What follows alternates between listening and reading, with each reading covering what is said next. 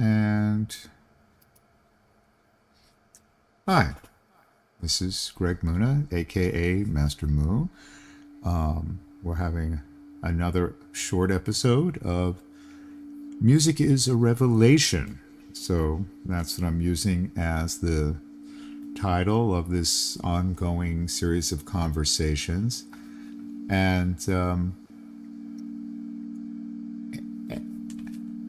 that really relates to two things. One is a fun little dance tune that I wrote that's on my YouTube called Music is a Revelation, but ultimately it comes from this famous quote from Ludwig van Beethoven, the great German composer who lived from 1770 to 1827. And they had a couple of quotes, and I'm reading them in English, not in German. So, according to translation, here's a quote from Beethoven. Music is a higher revelation than all wisdom and philosophy. And here's another quote. He says, there's also another quote from Beethoven. Music is the one incorporeal entrance into the higher world of knowledge, which comprehends mankind, but which mankind cannot comprehend. And there are more. There's a tragic one here. He says, music is like a dream, one that I cannot hear. And that's very sad because he was deaf at the end of his life. But let's go back to the first one. Beethoven says, music is a higher revelation than all wisdom and philosophy. That might strike you as extreme or arrogant or an ego trip composer. I agree. I agree with Beethoven. I agree that music is a higher revelation than all wisdom and philosophy. And the reason, maybe, if not higher, at least equal, because we experience music directly through our hearing, through our senses, in the present moment. Wisdom and philosophy, you have to sit down with a book and interpret the book and take notes and arrive at an interpretation, and that's a gradual process of understanding, and words have many meanings and they're subject to misunderstanding, mistranslations, misusage. But the truth of music is what you experience in the present moment of listening. How you feel in your body and your emotions when you hear sound in the present. And when you allow that present experience of sound to mix with your past experience of sound, and you're able to develop a sense of prediction in terms of where it's going in the next moment, going into the future, so that you have a complete experience of presentness in music, of sound.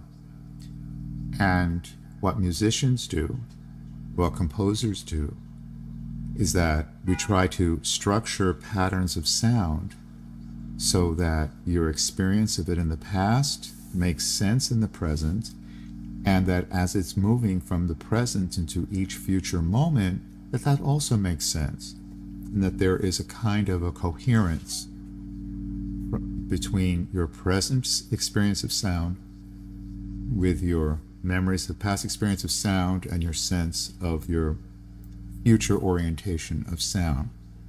But you're always in the present. You're not spacing out into the past. Good music, whether it's jazz, hip-hop, pop, classical, of any genre, keeps you oriented in the present moment.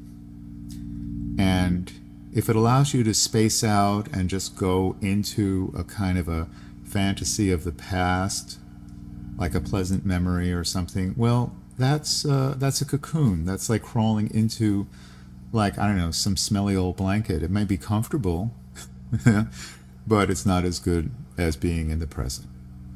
So good music always brings you back to right now.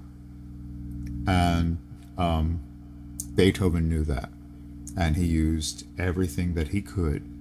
He used harmony, counterpoint, orchestration, rhythm, especially rhythm, which is so amazing in Beethoven. You know, but also his incredible sense of harmony to connect past music's moments of sound and future predictions of the way the sound is moving to the experience of listening in the present, so that the present is unfolding in a way which is always engaging, always interesting, always exciting, but not manic, not just boom, boom, stuff in your ears, stuff in your face, not just like distracting ear candy.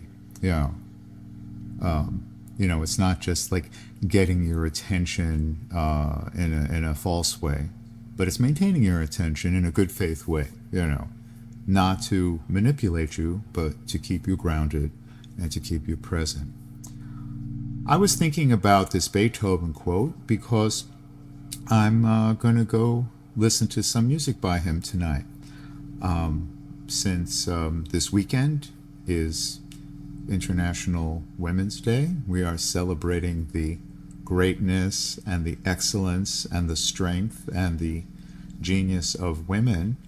I'm taking the woman in my life, my wife, to the opera tonight, and we're going to see Beethoven's celebration of female excellence and strength and genius, his opera Fidelio, also known as Leonora, which is a story from the French Revolution and the period of transition from monarchy to democracy in Europe.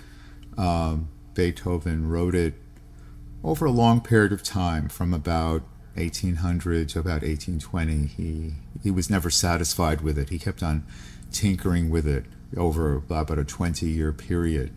And so if you listen to the different versions of it, you can hear Beethoven actually wrote 4 different overtures for it, so he really went back to the drawing board over and over and over again.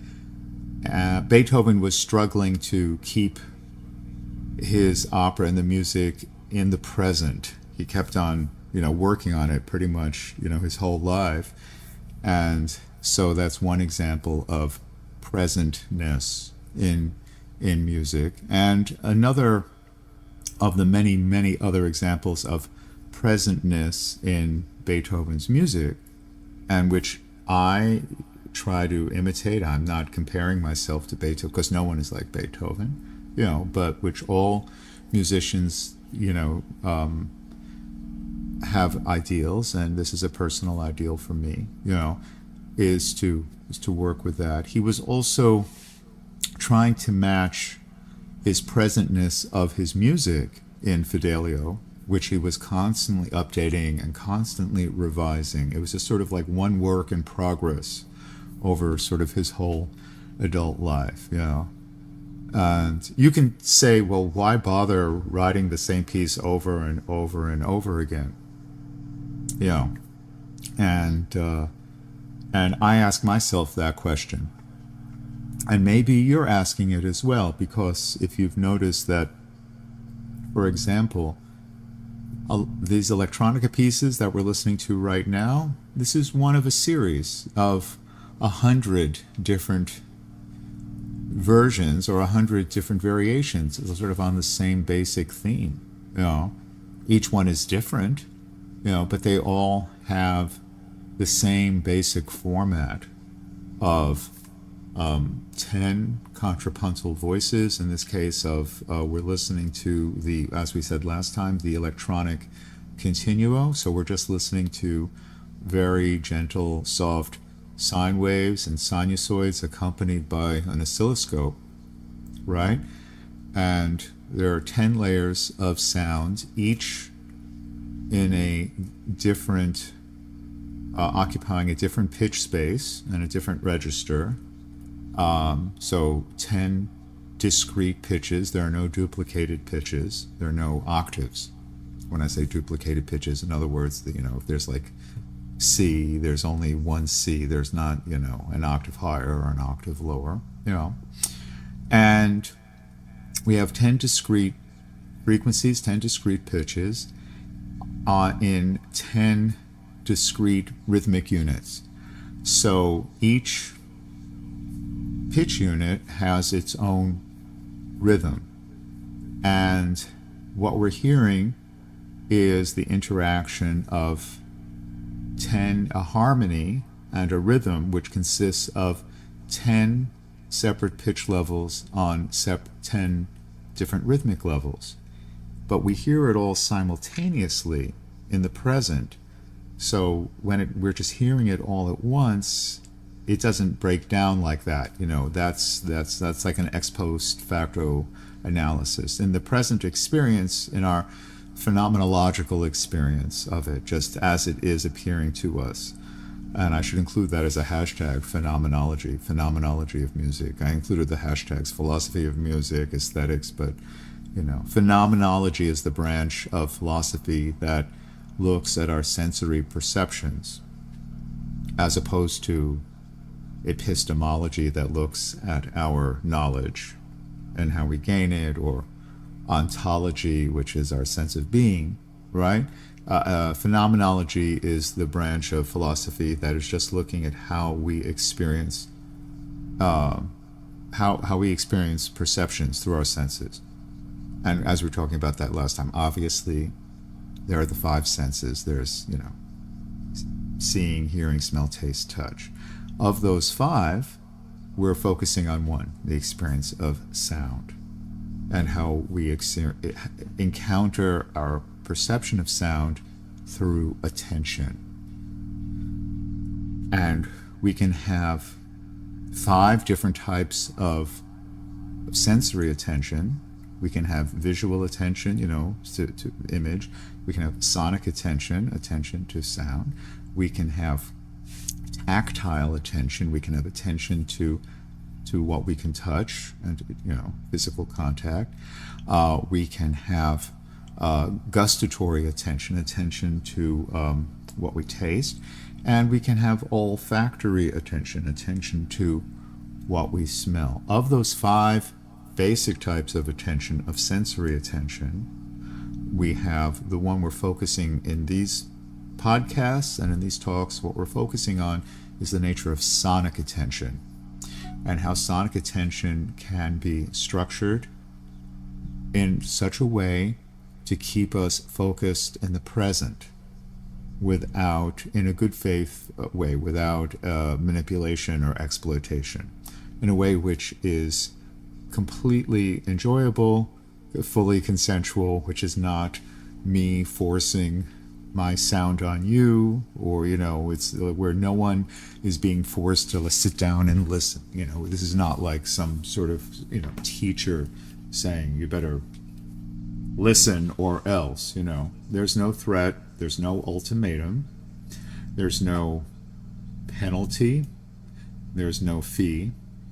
Although I personally believe in giving a good faith, a free will offering to anything that benefits me. And that's a personal practice and a personal ethic. And I think in upcoming episodes of these talks, we'll talk about the ethics of listening, the ethics of sound, the ethical obligations of the artist, of the creator, of the performer, and the ethical obligations of the listener. And for me, as a listener, when I encounter sound that's coming from a musician that successfully achieves the goal of triggering my experience of presentness in sound, of that complete sonic attention, that to me is the most precious experience of sound that I can have. And I always feel absolute obligation to make a monetary gift, not only to give the gift of my attention. Really, the gift of my attention is a gift to myself. You know, so I feel it's also important to contact the artist personally, say thank you. This was meaningful to me. This is why it was meaningful to me. Not just it was great, you know, but really what it was that kept you in the present. If you can make a personal connection to the musician, you know, if you're just in the big auditorium like tonight, I'm not going to go backstage. I don't know the musicians personally, you know. I know a couple of people in the orchestra, but I don't know the singer. But I'll be certainly rooting for the lead singer, Lisa Davidson, great Norwegian soprano. She's going to be singing the role of Fidelio tonight. And in addition to her excellence and greatness and her genius as a musician, someone who has worked very hard to develop her technique and who can fill a huge auditorium of 4,000 seats with her unamplified voice. So think about that. You know, Lisa Davidson, like other great operas, she's developed the technique in her body to be able to create beautiful sound that fills a 4,000 seat auditorium. Well, capacity 4,000. It's about 3,500 seats and about like 500 standing. But, you know, for 4,000 people live without amplification, really. You know, there may be ambient amplification of the orchestra, but not for the main singers. So that's an extraordinary achievement. That's an extraordinary mixture of discipline, talent, gift. That's not just, there's the native gift, you know, there's characteristics that you're born with, the voice which has support and breath, but that has to be cultivated, you know. Again, if we borrow theological language for a moment, you know, you can say that gift, that, you know, the inborn excellence, the inborn skills and gifts, those are, you can say, gifts of God or gifts of the universe. You know, in our previous podcast, we were saying that when we use theological language here, we're using it in a way which is compatible and which is fully also secular. You know, so when we say gift of God, what we mean is, you know, in this context, when we use the word God, we're simply using it as a shorthand for the totality of cosmic information that is interconnected. You know, and we know that information is interconnected because we can experience it through our senses. We can, the information of sound waves, which is simply variations in air pressure of our ambient air, you know, created by sound waves moving through the air, which enters into our ears and then vibrates against the tympanum in our middle ear, and then in our inner ear is translated sort of biochemically into electrical signals in our auditory neurons that connect to our brain, where we recreate a mental image of the variations in sound pressure within the audible hearing spectrum from about 20 to 20,000 hertz, give or take. And there's some, you know, fuzziness on the extremes, because in addition to that, we also have bone conduction. We're also able to feel vibrations in our skeletons, in our bones, and, you know, in our skin and stuff like that. And that's proof that information, cosmic information, music from outside of us, from the cosmos, you know, just the outside universe, is connectable to the information inside of us, inside of our experience. inside of our brains. The fact that we can see and hear and smell and taste and touch is all proof that there is connected information in our universe. And mythological creation stories like Genesis in the Bible, or the theogony of Hesiod, or the great epics, creation epics of world literature, are all about the miracle that we live in a universe that we're able to interact with, that we're able to comprehend, that there are recognizable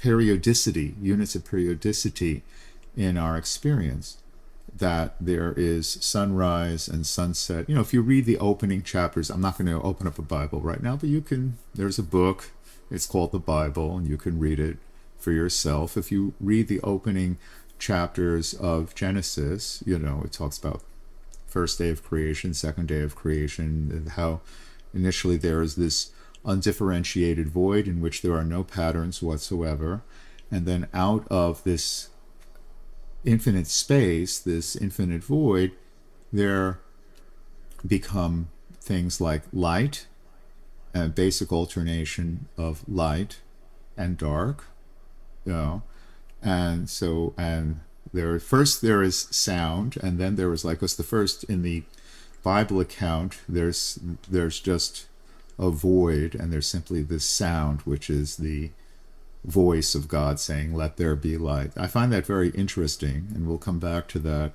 in the future, that before there is the first light, there is the sound, which mythologically or theologically is the voice, the divine voice, the voice of God, right? And something about that sound in the void triggers light, and then there was light. This is a poetic image, which is very interesting because it corresponds actually to our best scientific understanding of how sound and light came into being. And again, science is subject to revision, and today's science might be yesterday's mythology, and even the best understood science of today is subject to falsification, just as so much of Newton's brilliant work was superseded by Einstein, or how Einstein built upon that core into areas that Newton could not reach, right? I'm not a physicist, so please apologize my talking out of turn. But according to our best understanding of science, that there was, at the beginning of time, there was the Big Bang, and there was just this undifferentiated mass of energy spreading out in all directions at the speed of light. It's some unfathomable dimension, from an unimaginably tiny compressed point. And that in the beginning it was completely featureless. There was no light. But what there was for the first cosmic eon was pulsation and vibration going through that vast sea of energy. There were periodic frequencies, and over cosmic scales of time, millions of years, the energy coalesced into stable patterns of clouds of gas, and then those increased in gravity and became stars, nebula, galaxies, and so on and so forth. And when energy collected, which was just in these pulsating vibrations of sound, collected into enough mass through gravity to form stars, and that where there were cores that could explode and produce, hydrogen and, atoms and stuff like that, and light, then there was light. So fiat lux, let there be light. That actually is our understanding, our scientific understanding of how the universe began. First there was sound, then there was light, just like in the various creation myth contexts. I apologize for the digression, and I apologize for being a kind of a meandering pedant or professor, and I apologize for being such a generalist. I know that our society disapproves of anyone talking about more than one subject. We're supposed to be just highly focused technocratic specialists, and I am that at work. I do stay focused, but this is a different type of work right now. This is this is a general sort of dialogue with you and me. This is a symposium in which you and me together, we're discussing our experience of sound and how it connects to everything else. And what I'm trying to communicate in these sessions is that sound is connected to everything. I take that seriously as a musician, as other musicians did, like Beethoven. I'm not comparing myself to Beethoven because no one is comparable to Beethoven. There's no one in the world, there's no one since him that has achieved that supreme level. But we should listen to what he had to say about what he's doing. And what Beethoven says, again, I quote, "Music is a higher revelation than all wisdom and philosophy." And Beethoven also said, these are from his conversation books, "Music is the one incorporeal entrance into the higher world of knowledge, which comprehends mankind, but which mankind cannot comprehend." I'll come back over and over again to these two quotes because they mean so much to me. When Beethoven says music is the one incorporeal entrance to the higher world of knowledge, that higher world of knowledge is the totality of cosmic information, which is beyond our ability as humans to fully experience. Because of evolution, our 5 senses are limited. I can only hear between 20 hertz and up to 20,000, above 20 hertz and below 20,000 hertz. I can't hear below that. I can't hear above that. But sounds exist below that. Sounds exist above that. So we can only experience a subset of the totality. Our eyes are only evolved to see the visible spectrum of light. There are animals who are evolved that are sensitive to lower frequencies of light, of infrared light. We can only see light from the red to violet on the Roy G. Biv red, orange, yellow, green, blue, indigo, violet spectrum. There are animals who can see below that, who can see infrared, who can sense infrared, and also there are animals who can sense above that, ultraviolet frequencies. But we can't, because evolution, it's not necessary for us. There was not evolutionary pressure on our ancestors to develop infrared sensitivity or ultraviolet sensitivity, right? And so each of our sense perceptions is limited by the pressure that was placed upon it by evolution, not just sight and sound. So, our hearing from approximately 20 to 20,000 hertz, well, those were the sounds that we needed to survive, to live, to reproduce, to flourish maximally. And we don't need to be sensitive to those lower frequencies. Again, plenty of animals have sensitivity below and above those thresholds. Big animals like elephants and whales, they respond to subsonic frequencies, and small animals, as you know, dogs, you're familiar with dog whistles, respond to what are ultrasonic frequencies to us. We're all familiar with that. And that's also true, as we discussed last time, even as we age, is that children respond more positively to high frequencies, And as we get older, we generally become drawn to lower frequencies. It's a natural part of aging, no matter how carefully we protect our ears, and we should protect our ears. We need to, there's just a natural movement of a sensitivity and attraction to from high frequencies to lower frequencies as we get older. I mentioned in a previous edition that we need to protect our hearing physically.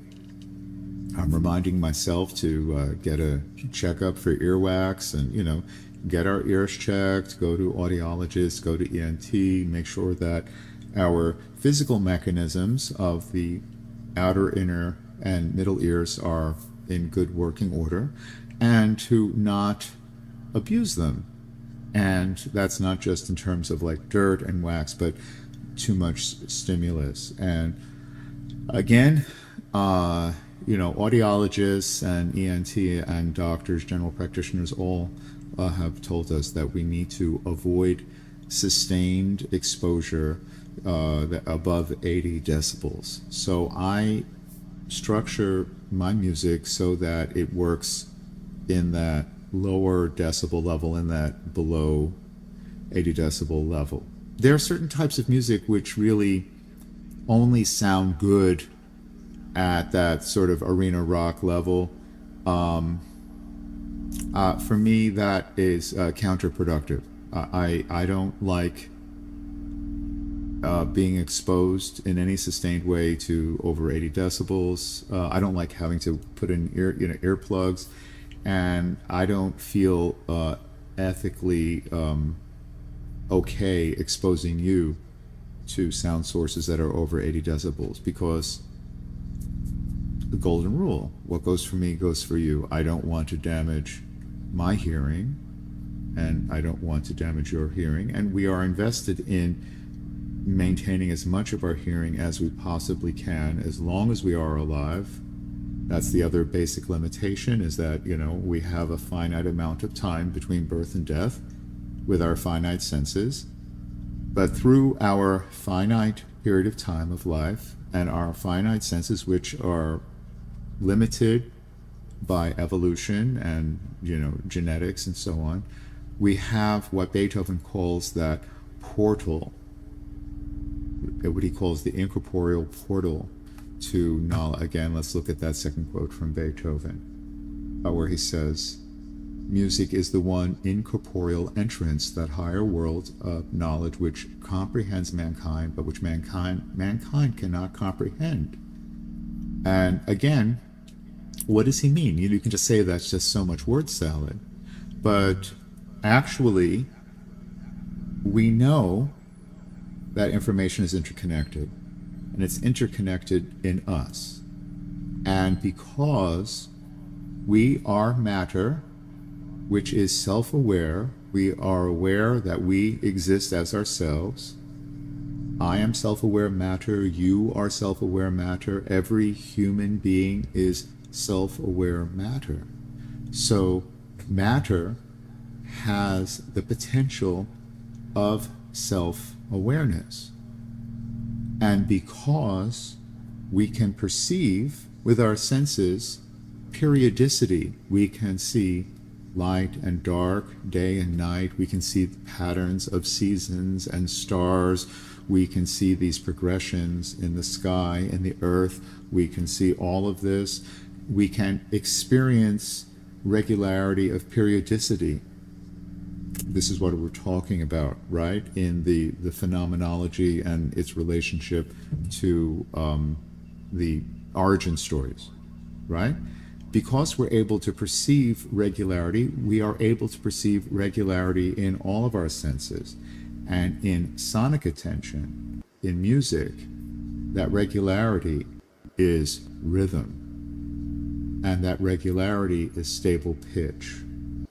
Rhythmic structures and pitch structures are the regular recurrent aspects which allow us to have an experience of sound which connects past to present and present to future. I would like to make one concluding comment, because I'm getting ready for Beethoven tonight, is that Beethoven's presentness is not only in his music, which is structured in that way, but because this is an opera, Fidelio, it's also in the dramatic action and in the story and in the words. And Beethoven wrote his story during the period of European civilization, which was the Napoleonic era, and it was a transitional time, a very violent time, a time of upheaval. We call it the Revolution, the Revolutionary era. It was the period of the French Revolution and after the French Revolution, and Napoleon taking the ideals of the French Revolution out of France to all of Europe, and trying to force them on the rest of Europe. And we all know the stories of the Napoleonic Wars and the Wars of 1812, as recounted in history and in literature, right?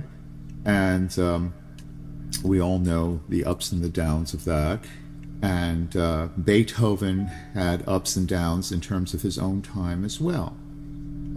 Napoleon, when he was young, was his hero, and then Napoleon turned into an autocratic Caesarist dictator, and then Beethoven turned against him because Napoleon felt it was expedient to assume autocratic power and to overturn the sort of the beginnings of constitutional democracy of the French Revolution, right? So Beethoven is addressing all of that, not only in the music, but in the drama, in the story of how one woman fights against injustice to save her husband from torture and illegal execution in an autocratic police state. And it may seem very far away from us today, or it may not. You may or may not experience relevance of this. But I think really what's very important is that Beethoven was showing the world of his time and his place in the present moment as it was evolving over a 20-year period. That's why he kept on revising it. What's so fascinating about it, whether or not he succeeded or not, that's up for debate. Some people say yes, some people say no. But what is not debatable is the sincerity that Beethoven had, not only to the highest aspirations and the ideals of his time, and his own personal ethic as a composer on the highest level, but to keep everything present, to keep the drama, the story, the music unfolding in the present moment. As far as he was concerned, he was presenting the present moment for his audience of their lives inside. He was holding a mirror to their lives in the present moment. Anyone who takes his example seriously is trying to do this. So I'm trying to do this in my very simple way, which you may find enjoyable or you may find annoying, and you may love it, you may hate it. I'm sorry, to each his own. But that is my goal. And I want to share it with you. And I'd like us to talk about it. So, as someone said in their TikTok comment, I claim this energy as my own. Yes, claim it. Claim that energy as your own.